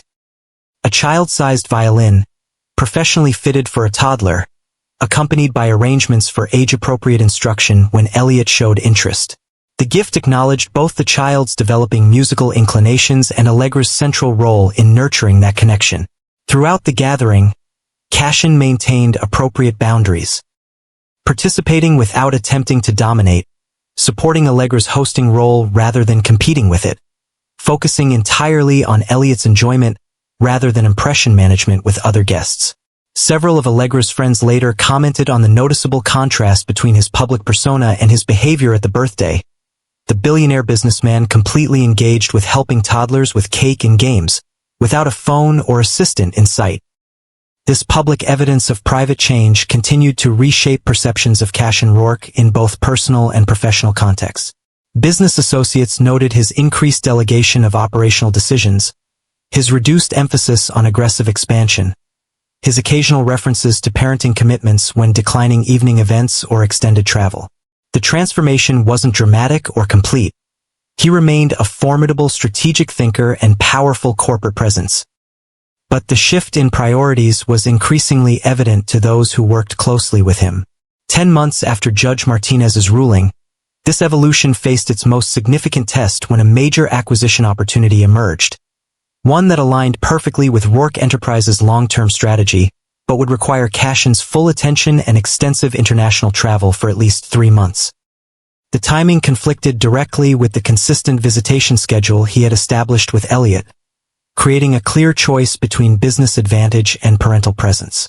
In previous years, such a decision would have been automatic. Business priorities would have taken precedence over any personal considerations. The Cassian Rourke who had built a billion-dollar empire through relentless focus and strategic opportunism would have pursued the acquisition without hesitation, delegating or postponing other commitments as necessary. The choice he made now revealed how fundamentally his priorities had shifted. After careful consideration, Cassian declined direct involvement in the acquisition process, instead appointing a senior executive team to lead negotiations with his strategic guidance provided remotely. The decision shocked his board and executive leadership, who had never witnessed him stepping back from such a significant business opportunity. "My schedule doesn't permit the travel and full immersion this acquisition deserves," he explained in the board meeting where the decision was announced. "The team I've selected is fully capable of executing our strategy with my remote input." He offered no further explanation, maintaining the private boundary he had established around his parental responsibilities. But the message was clear to those who understood the context. For the first time in his career, Cassian Rourke had placed something above business advantage in his priority hierarchy. This decision represented the most visible fall of the billionaire's former pride, not a financial or professional failure, but a deliberate choice to value presence with his son over the corporate conquest that had previously defined his identity and success. The acquisition proceeded under the leadership team he had appointed, ultimately succeeding though with less favorable terms than might have been achieved with his direct involvement. Financial analysts noted the deviation from his usual approach. Industry observers speculated about potential shifts in corporate strategy. Competitors sensed possible vulnerability in his reduced operational engagement. Yet Cassian himself offered no public explanation or justification, maintaining both professional confidence in his leadership decisions and personal privacy regarding their motivation. For Allegra, observing these developments from her unique perspective, the evidence of genuine change became increasingly difficult to dismiss. The consistent prioritization of Elliot over business advantage, the respectful support of her primary parenting role, the absence of controlling behaviors that had characterized their previous relationship, all suggested a transformation more substantial than strategic adaptation to legal requirements. 11 months after the ruling, as the court-mandated annual review of custody and support arrangements approached, Cassian requested another private meeting with Allegra. The timing suggested discussion of the upcoming legal process, but his actual purpose proved more personal. Before the formal review, he began once they were seated at their usual cafe. "I wanted to speak with you directly about something important." Allegra nodded, maintaining the attentive but reserved demeanor that characterized their co-parenting interactions. "The past year has transformed my understanding of what matters," Cassian continued. not just regarding Elliot but in evaluating success, purpose, and meaningful investment. I've been reflecting on Judge Martinez's ruling, not the financial determination that made headlines, but her more fundamental assessment about parental responsibility and demonstrated commitment. He paused, seeming to carefully consider his next words. I want you to know that regardless of legal requirements or court schedules, my commitment to Elliot is permanent and unconditional. Not because a judge mandated it, but because being his father has become the most meaningful aspect of my life, more important than business success or financial achievement. The statement, direct, unqualified, without strategic positioning, reflected a perspective fundamentally different from the man who had responded to Allegra's pregnancy announcement with a subpoena rather than support. I appreciate that, Allegra replied carefully. Consistency is what matters most for Elliot's security and development. Absolutely, Cassian agreed. Which is why I want to be clear about my intentions regarding the upcoming review. I fully support continuing the current arrangements, with you maintaining primary custody and decision-making authority. The gradual expansion of my involvement has been appropriate for Elliot's adjustment and our developing co-parenting relationship. I have no desire to disrupt what's working well for him. This explicit acceptance of the existing framework, voluntarily limiting his pursuit of expanded rights that the court might potentially grant, represented perhaps the most significant evidence of changed priorities. The Cassian Rourke who had initially responded to Allegra's pregnancy with aggressive legal action was now voluntarily prioritizing stability and cooperative co-parenting over maximizing his parental authority.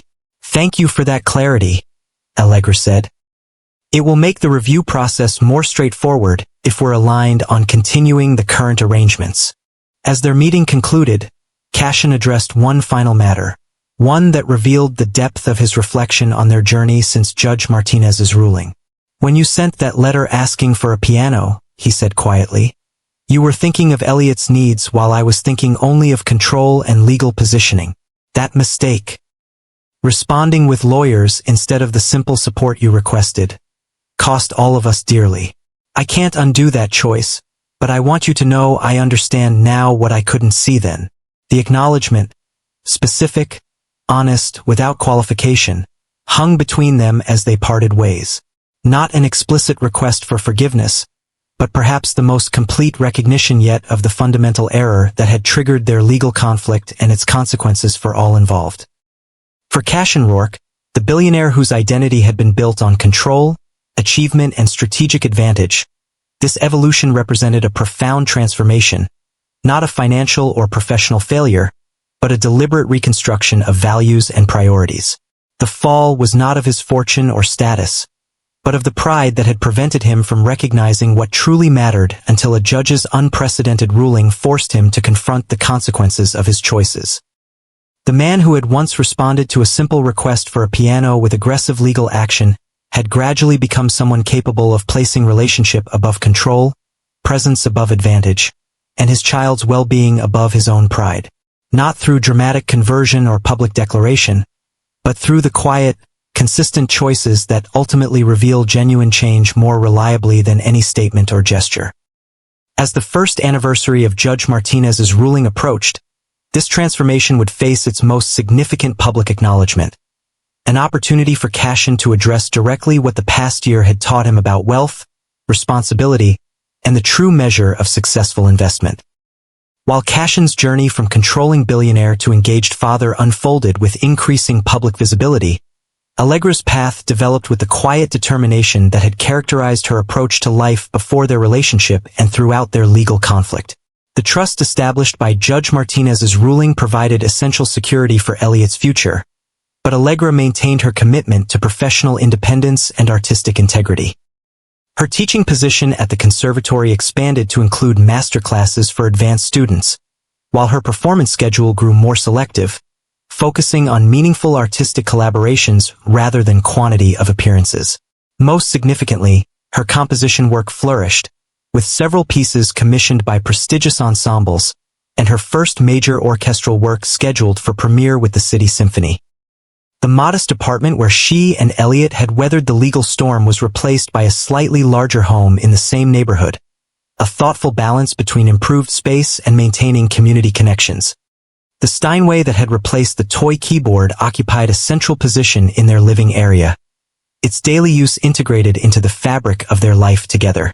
Elliot, now approaching his second birthday, was developing into a remarkably balanced child despite the complicated circumstances of his early life. His verbal skills were advanced, his curiosity boundless, and his social connections healthy. Most notable was his extraordinary responsiveness to music. Not just his mother's playing, but a wide range of compositions and instruments that captured his attention with unusual focus for his age. He has genuine musical aptitude, observed Dr. Eleanor Harmon, Allegra's former mentor who now occasionally worked with Elliot. Not just inherited talent, but the emotional sensitivity that transforms technical skill into artistic expression. This developing musical connection between mother and child became the foundation for Allegra's most significant professional project, a suite of compositions documenting the first 2 years of Elliot's life, from prenatal music she had played during pregnancy through pieces inspired by key developmental moments. The work, titled simply Beginnings, wove together her artistic expression and maternal experience in a uniquely personal musical narrative. Throughout this period of professional and personal growth, Allegra maintained appropriate boundaries in her co-parenting relationship with Cassian. Their interactions remained focused on Elliot's needs and development, with personal history largely unaddressed. The careful distance served both practical and emotional purposes, creating clear structure for their shared parental responsibilities while protecting Allegra's hard-won independence. This balanced approach was tested 13 months after Judge Martinez's ruling, when Allegra received an unexpected invitation.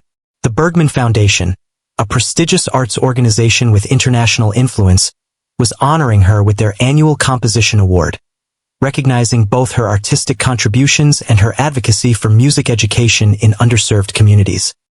The award ceremony would include performance of selections from Beginnings, with significant media coverage and attendance by prominent figures in the arts world. The professional recognition was meaningful in itself, but the timing created a complex situation regarding Elliot and Cassian. The ceremony fell during one of Cassian's regular weekend visitation periods, requiring coordination and potential adjustment to their established schedule. More significantly, the public nature of the event raised questions about how to navigate their co-parenting relationship in a highly visible context. After careful consideration, Allegra approached the situation with characteristic directness, requesting a meeting with Cassian to discuss the practical arrangements. They met at their usual cafe, maintaining the neutral territory that had structured their co-parenting conversations. "I've received an award that will be presented next month," Allegra explained. "The ceremony includes a performance of my recent work, which is directly inspired by Elliot.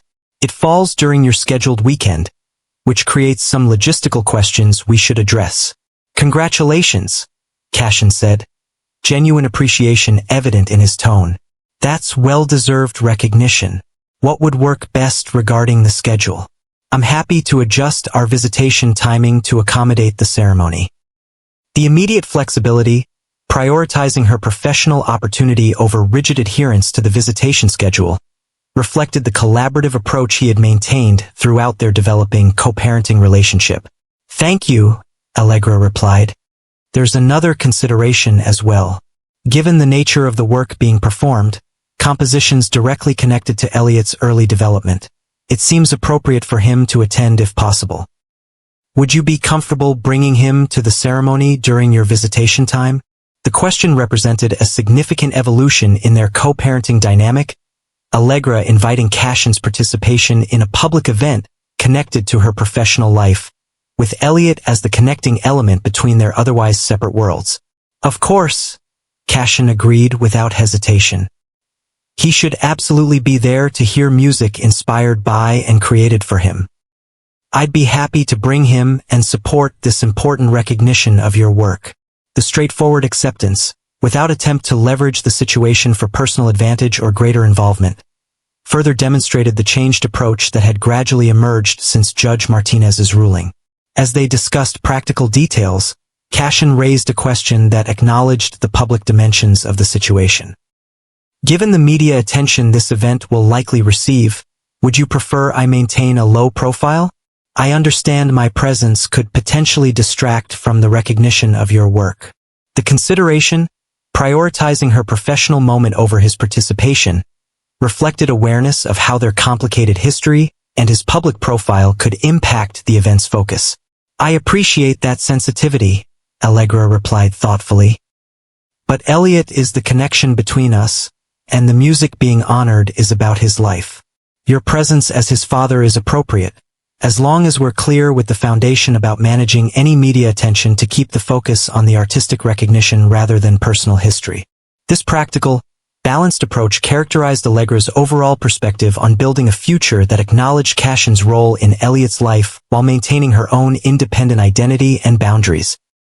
Not erasing their complicated past or pretending harmony that didn't exist, but creating functional structures that served their child's well-being while respecting each parent's separate life path. The award ceremony unfolded with this same thoughtful balance. Allegra received the recognition with characteristic grace, her acceptance speech focusing on music's power to transform experience into shared emotional understanding. The performance of selections from Beginnings moved the audience deeply, the compositions translating the profound journey of early parenthood into musical expression that transcended personal narrative to touch universal themes. Cassian attended with Elliot as planned, seated in the audience rather than on stage, his presence acknowledged appropriately in the program but not emphasized in the ceremony itself. When Allegra glanced toward them during the performance, she saw her son watching with the focused attention he always gave to music, seated beside his father who supported his engagement with quiet guidance. Media coverage of the event respected the parameters the foundation had established, focusing primarily on Allegra's artistic achievement and the music itself. The few publications that mentioned the family connection did so factually and without sensationalism, noting simply that the compositions honored were inspired by the composer's son, who attended with both parents. This public moment, managed with dignity and appropriate boundaries, represented the future Allegra had built. One where her professional identity and artistic voice remained distinct from the legal conflict that had dominated headlines, where Elliot's relationship with both parents could develop without public spectacle, where co-parenting functioned as a practical reality rather than a dramatic narrative. In the months that followed, this balanced approach continued to guide Allegra's decisions regarding both her career and her co-parenting relationship with Cassian. Her composition work expanded into film scoring and collaborative projects with dance companies, while her teaching influenced a new generation of musicians approaching their art with both technical excellence and emotional authenticity. Elliot's development flourished within the stable framework his parents had established. His natural musical aptitude continued to evolve, with Allegra providing foundational guidance while remaining careful not to impose expectations or pressure. His relationship with Cassian developed through consistent visitation and genuine engagement, with appropriate boundaries maintained between his two family environments. Most importantly, he showed the emotional security that comes from knowing both parents prioritized his well-being above their past conflicts or personal agendas. 18 months after Judge Martinez's ruling, as Elliot approached his second birthday, Allegra received an invitation that signaled yet another evolution in their complex co-parenting journey. The Allegra Wynford Trust, the $1.1 billion provision established by the court, was holding its first formal board meeting, and as Elliot's primary guardian, Allegra's participation was requested. The meeting would take place at the offices of the trust's management firm, with professional trustees, financial advisors, and child development specialists in attendance. Cassian would be present as the trust's funder and Elliot's father, creating the first professional context where they would interact outside their direct co-parenting arrangements. Allegra prepared carefully for this new dimension of their shared responsibility, reviewing the trust documentation and consulting with Elena to ensure she fully understood both her rights and responsibilities regarding the financial provisions for Elliot's future. The trust structure, professionally managed with appropriate oversight and specific allocation guidelines, provided clear frameworks while allowing necessary flexibility as Elliot's needs evolved. The meeting itself reflected the careful balance Judge Martinez had established in her ruling.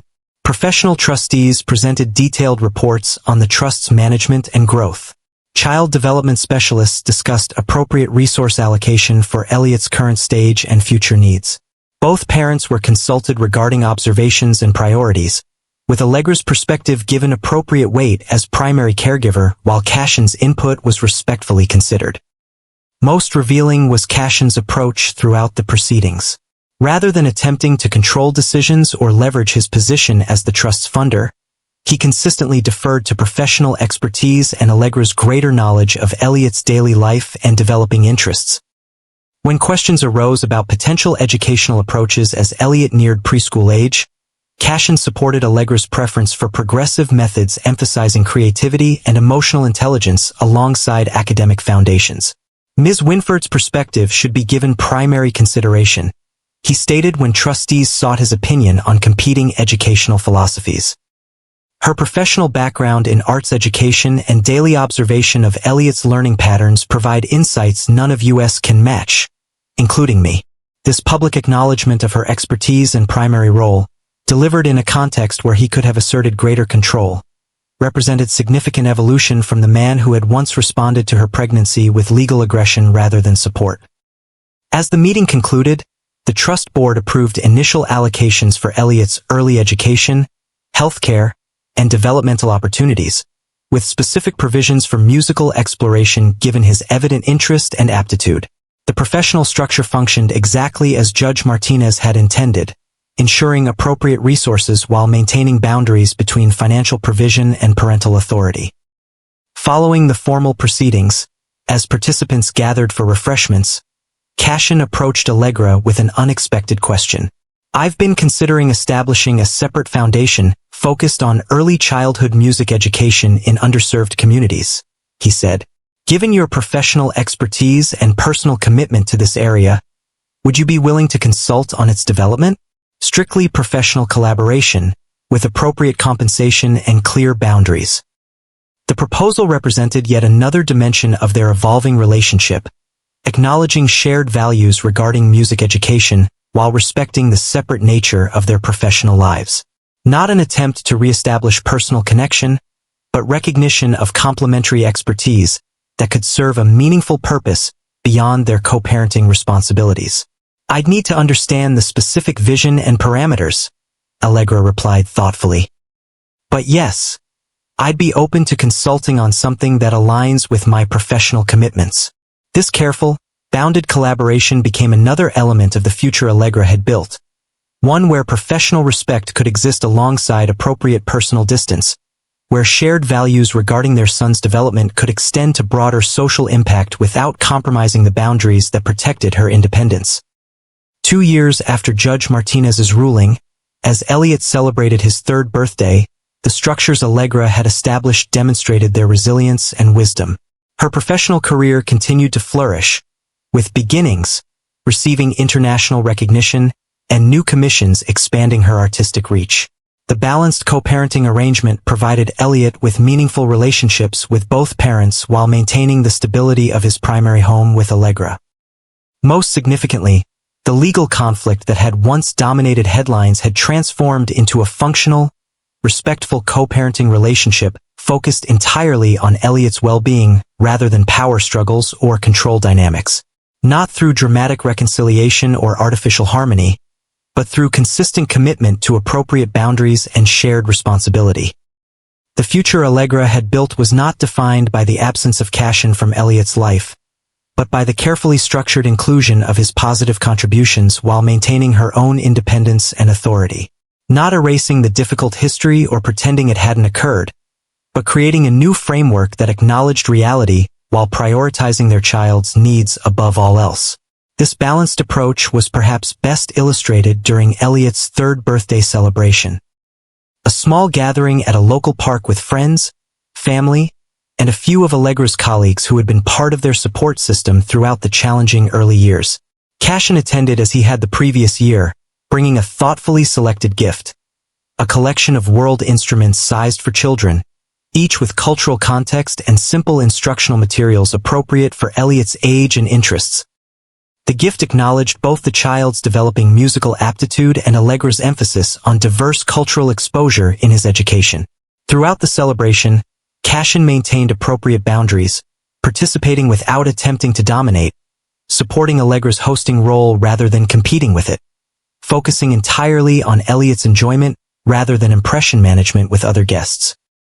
When a few parents who knew their history seemed uncomfortable with his presence, he engaged with quiet dignity rather than defensiveness, his attention remaining on creating a positive experience for his son.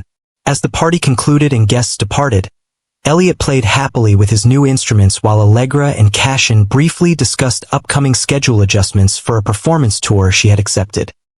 Their interaction was practical, respectful, focused entirely on coordinating for Elliot's benefit rather than personal dynamics or past conflicts. "He's thriving," Cassian observed as they watched their son experimenting with a small gem drum, his concentration intense despite his young age.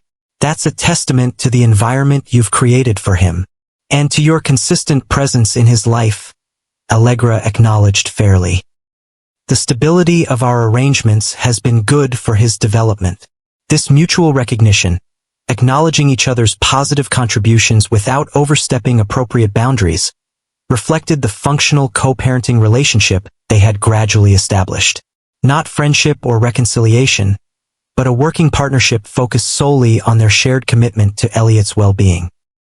As Cassian prepared to leave, he mentioned an upcoming milestone that would bring their journey full circle in an unexpected way. "The foundation we discussed, supporting early music education in underserved communities, is ready for its public launch next month," he said. "The programs you helped design have been implemented in 3 pilot locations with promising results. There will be a formal announcement and demonstration event if you'd like to attend in your capacity as program consultant." The invitation acknowledged her professional contribution while maintaining appropriate boundaries, recognizing shared values regarding music education without suggesting personal reconnection beyond their co-parenting responsibilities. "I'd like to see the programs in action," Allegra replied. "Please have your office send the details." As they said goodbye, the contrast with their early interactions could not have been more striking. The aggressive legal conflict that had begun with a subpoena response to a simple request for a piano had gradually transformed into a functional relationship built on mutual respect for their distinct roles in Elliot's life, not through dramatic reconciliation or artificial harmony, but through the consistent, daily choices that ultimately reveal genuine priorities more reliably than any declaration or gesture. For Allegra, this evolution represented the fulfillment of her original intention when informing Cassian of her pregnancy, creating space for him to be appropriately involved in their child's life while maintaining the boundaries necessary for her own well-being and independence. The future she had built wasn't defined by his absence or by conflict, but by balanced structures that served Elliot's needs while honoring her own values and priorities. The piano that had been at the center of their initial conflict now stood as a symbol of this transformed relationship. Not just the instrument itself, but what it represented. What had begun as a simple request for her child's musical development had become the catalyst for a journey neither could have anticipated, ultimately leading to a co-parenting relationship that, while never perfect, provided Elliot with the security, stability, and love he deserved from both parents. As Allegra watched Cassian's car drive away, Elliot still experimenting happily with his new instruments in the background, she reflected on the path that had brought them to this point. Not a fairy tale ending of reconciliation or a bitter story of ongoing conflict, but something more nuanced and ultimately more meaningful. Two people who had found a way to prioritize their child's well-being above their own history, to build something functional and positive from the ashes of legal battles and public scrutiny. The future she had built wasn't what she had initially imagined when discovering her pregnancy, but it had become something she could embrace with quiet confidence. A life defined by her own choices and values, with appropriate space for Cassian's positive contributions to their son's development. Not despite the challenges they had faced, but in some ways because of how those challenges had clarified what truly mattered beyond pride, control, or public perception. The music Elliot created with his new instruments, experimental, joyful, entirely his own, provided the perfect soundtrack to this reflection. Not a finished composition but a work in progress, filled with possibility and authentic expression. Much like the future Allegra had built for herself and her son. Not perfect or complete, but genuine, resilient, and ultimately their own to shape together. 3 years after Judge Martinez's historic ruling, the piano that had sparked their legal battle sat in the center of Allegra's living room, its polished surface reflecting morning light as Elliot, now 4 years old, practiced simple scales under his mother's gentle guidance. His small fingers moved with surprising dexterity for his age, his concentration intense but joyful, the natural expression of a child discovering his own musical voice with supportive encouragement rather than pressure. The Steinway had become more than just an instrument in their home. It represented the journey they had traveled, from Allegra's simple request for a piano to provide musical foundation for her child, through the legal battle that had made headlines worldwide, to the balanced life they had built in the aftermath. What had begun as a symbol of conflict had transformed into the centerpiece of their daily connection, the physical embodiment of promises kept and priorities clarified.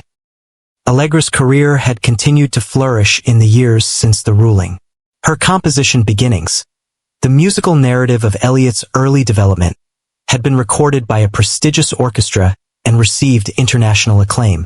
Her teaching position at the conservatory had expanded to include directing a program for gifted young musicians, while her performance schedule maintained selective focus on artistically meaningful collaborations rather than commercial success. Most significantly, she had established the Wynford Music Access Initiative, a non-profit organization providing instruments and instruction to children from low-income backgrounds. Funded partially by her own resources and partially through grants and donations, the program embodied her belief that musical education should be available to all children regardless of economic circumstances. Elliot had developed into a remarkably balanced child despite the complicated circumstances of his early life. Bright, empathetic, and naturally musical, he moved between his two family environments with increasing ease as the co-parenting relationship between his parents stabilized into predictable, respectful patterns. His primary home remained with Allegra, with regular visitation with Cassian that had gradually expanded as appropriate for his age and attachment needs. The Elliott Wynford Trust, the $1.1 billion provision established by Judge Martinez's ruling, continued to function exactly as intended, providing for his educational and developmental needs, while maintaining appropriate boundaries between financial resources and parenting decisions. Professional trustees managed the funds with input from both parents, ensuring that Elliot's future opportunities were secured without creating unhealthy dynamics around wealth or control. For Cassian Rourke, the 3 years since the ruling had brought the most profound transformation. The billionaire who had once responded to Allegra's pregnancy announcement with a subpoena rather than support had gradually evolved into a consistently engaged father who prioritized his relationship with Elliot above business advantage or public perception. His corporate role had permanently shifted from hands-on CEO to strategic advisor, creating space for regular involvement in Elliot's life without the constant demands that had previously dominated his schedule. The foundation he had established supporting early childhood music education, developed with Allegra's professional consultation, had expanded to serve communities nationwide, creating meaningful impact beyond their personal situation. Most significantly, the controlling approach that had characterized his early legal response to Allegra's pregnancy had been replaced by consistent respect for boundaries, appropriate deference to her primary parenting role, and genuine focus on Elliot's well-being rather than his own agenda. Not through dramatic conversion or public declaration, but through the quiet, consistent choices that ultimately reveal genuine change more reliably than any statement or gesture. The co-parenting relationship that had developed between Allegra and Cassian wasn't based on personal reconciliation or artificial harmony. They maintained appropriate distance in their interactions, focusing entirely on Elliot's needs rather than their complicated history. Professional respect had gradually emerged alongside this functional co-parenting structure, with each acknowledging the other's positive contributions to their son's development while maintaining clear boundaries between their separate lives. On this particular morning, as Elliot finished his piano practice and moved to the small desk where he enjoyed drawing, the doorbell rang, signaling Cassian's arrival for his regular weekend visitation. Allegra opened the door to find him waiting with his usual punctuality, dressed casually rather than in the business attire that had once been his constant uniform. "Good morning," he greeted her with the polite warmth that characterized their current interactions. How was his week? Very good, Allegra replied, stepping back to allow him entry. He's excited about the children's concert at the symphony tomorrow. His teacher mentioned he's been particularly focused during music time at preschool. These practical exchanges, sharing information relevant to Elliot's development and activities, had become the foundation of their functional co-parenting communication. Not personal connection or friendship, but a working partnership focused solely on their shared commitment to their son's well-being. Dad, Elliot called, running from his drawing table to greet Cassian with enthusiastic affection. I learned a new song on the piano. Want to hear it? Absolutely, Cassian replied, kneeling to his son's level with genuine attention. I'd love to hear what you've been practicing. As Elliot led his father to the piano, proudly demonstrating his progress, Allegra observed the interaction with quiet appreciation. The bond between them had developed naturally through Cassian's consistent presence and engagement, creating the healthy father-son relationship she had hoped for when first informing him of her pregnancy, before legal battles and court rulings had complicated their journey. While Elliot played his simple composition, Cassian listened with complete focus. The attention of a father genuinely interested in his child's development rather than performing parental involvement for appearance or advantage. His encouragement was specific and authentic, neither overpraising nor undervaluing the child's efforts. That was excellent, he said when Elliot finished. I could hear how much you've practiced. The middle part was especially clear. Elliot beamed with the particular pride children feel when receiving genuine rather than automatic praise. Mom helped me with the tricky part. She says my fingers are getting stronger. She's right, Cassian agreed, acknowledging Allegra's primary role in this aspect of Elliot's development. Your technique is improving every time I hear you play. As Elliot gathered his things for the weekend visit, Cassian approached Allegra with a practical question that reflected their evolving co-parenting dynamic. The children's symphony program tomorrow. Would it be appropriate for me to take him, or had you planned to attend together? He asked, respecting her primary decision-making role while expressing interest in supporting Elliot's musical development. I have tickets for us, Allegra replied, but there's room for you to join if you'd like. He'd enjoy having both of us there for his first formal concert experience. The invitation, casual but significant, represented another small evolution in their co-parenting relationship. Not personal reconciliation, but recognition that occasional shared experiences could benefit Elliot's development, particularly around music that connected to both parents in different ways. I'd appreciate that, Cassian said simply. Thank you. As they finalized logistics for the weekend and Elliot's return on Sunday evening, the contrast with their early interactions could not have been more striking. The aggressive legal conflict that had begun with a subpoena response to a simple request for a piano had gradually transformed into a functional relationship built on mutual respect for their distinct roles in Elliot's life. When Cassian and Elliot departed for their weekend together, Allegra returned to the piano, the instrument that had become both the symbol and substance of their journey. Her fingers moved across the keys, creating a melody that reflected the complex emotions of their shared history and separate futures. Not a simple resolution but a nuanced composition acknowledging both harmony and dissonance, separation and connection. The piece she was developing, tentatively titled Promise, would eventually become the centerpiece of her next major composition. Not a fairy tale ending of reconciliation or a bitter story of ongoing conflict, but something more truthful and ultimately more meaningful. A musical exploration of how initial discord can evolve into different but equally valuable harmonies when the central theme remains clear and consistent. For Allegra and Cassian, that central theme was Elliot, the child whose well-being had ultimately become more important to both parents than pride, control, or public perception. The journey that had begun with a simple request for a piano had transformed them both in ways neither could have anticipated when facing each other across a courtroom 3 years earlier. The following afternoon, Allegra arrived at the concert hall to find Cassian and Elliot waiting in the lobby, their matching green eyes bright with anticipation for the children's symphony program. Elliot wore the small bow tie he had insisted on for his first real concert, while Cassian had dressed more casually than his former business attire, but appropriately for the occasion. "Mom!" Elliot called, running to her with excitement. "Dad got me a program book, so I can follow along with the music."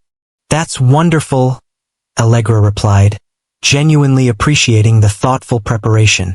"And did you tell him what your favorite piece on the program will be?" "The Saint Sans," Elliot announced proudly, his pronunciation carefully practiced. "Carnival of the Animals. Dad and I listened to it this morning so I would recognize all the instruments." This small detail, Cassian preparing Elliot for the concert experience by familiarizing him with the music, reflected the genuine engagement he had developed as a father. Not performing parental involvement for appearance or advantage, but actually investing in his son's developmental experiences with authentic interest and care. As they found their seats, Elliot between his parents in the concert hall, several observers recognized Allegra from her own performances and compositions. A few also recognized Cassian, whose public profile had shifted significantly since the high-profile court case 3 years earlier. The family constellation they presented. Not a reunited couple but co-parents focused on their child's experience. Drew curious glances but respectful distance. Throughout the performance, Elliot's attention remained remarkably focused for a 4-year-old. His small body occasionally moving in response to the music, his expression shifting with the emotional contours of each piece. Both parents supported his engagement in complementary ways. Allegra quietly identifying instruments and musical patterns, Cassian helping him follow along in the program book, neither competing for his attention but collaboratively enhancing his experience. During intermission, as Elliot excitedly discussed his favorite moments from the first half, the conductor of the symphony approached their seats. "Ms. Wynford," she greeted Allegra warmly. "What a pleasure to see you here. Your beginning suite has been a wonderful addition to our repertoire this season." "Thank you," Allegra replied. "The orchestra's interpretation was beautiful. This is my son, Elliot, who inspired the composition, and his father, Cassian Rourke." The introduction, straightforward, without awkwardness or qualification, reflected the functional co-parenting relationship they had established. Not pretending a family unity that didn't exist, but acknowledging their shared connection through Elliot without discomfort or tension. "A pleasure to meet you both," the conductor said, then addressed Elliot directly. "What did you think of the first half of our program, young man?" "I liked how the violins and cellos talked to each other in the Mozart piece," Elliot replied thoughtfully. "And the percussion in the last piece made me feel like dancing." The conductor smiled, clearly impressed by his articulate response. "You have a wonderful musical ear. Perhaps you'll follow in your mother's footsteps as a composer someday. Or maybe I'll conduct like you," Elliot suggested seriously. "I practice with a pencil sometimes." This innocent comment, revealing how Elliot absorbed influences from the adults in his life and integrated them into his own developing identity, captured perfectly the gift his parents had ultimately provided through their functional co-parenting relationship. Not a conventional family structure, but a rich environment of complementary influences and consistent support from both parents despite their separate lives.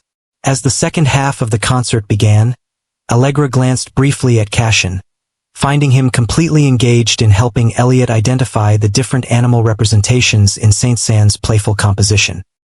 The billionaire who had once responded to her pregnancy with legal aggression rather than support had gradually become someone capable of sitting quietly in a children's concert, his entire focus on enhancing his son's experience rather than his own agenda or image. The transformation wasn't perfect or complete. Cassian remained fundamentally shaped by his background and experiences, just as Allegra remained influenced by hers.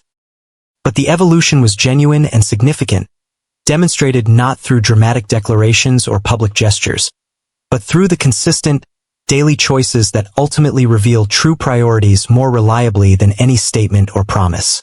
After the concert, as they stood in the lobby discussing Elliot's favorite moments, a reporter from a local arts publication approached, recognizing Allegra from her recent compositional success.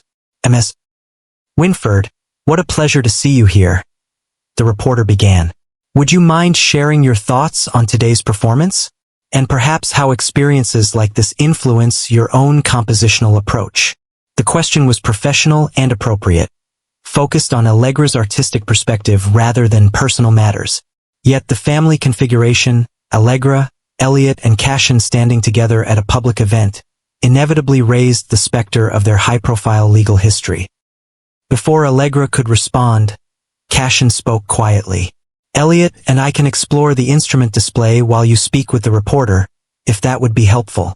The offer, creating space for her professional engagement without awkwardness or complication, reflected the respectful boundaries they had established.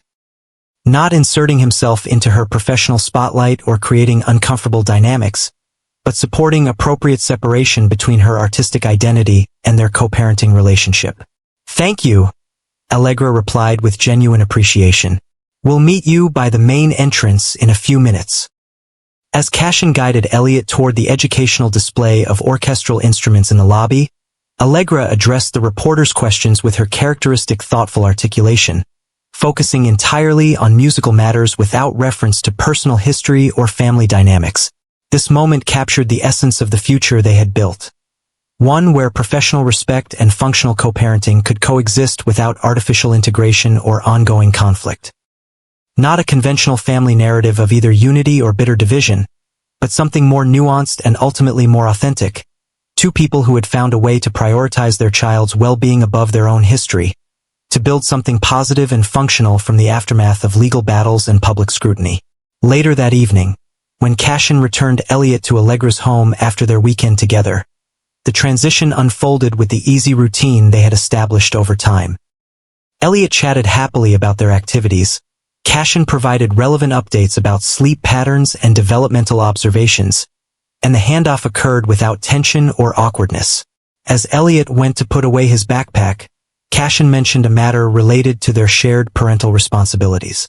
The trust administrator suggested it might be time to consider preliminary educational planning for when Elliot reaches school age.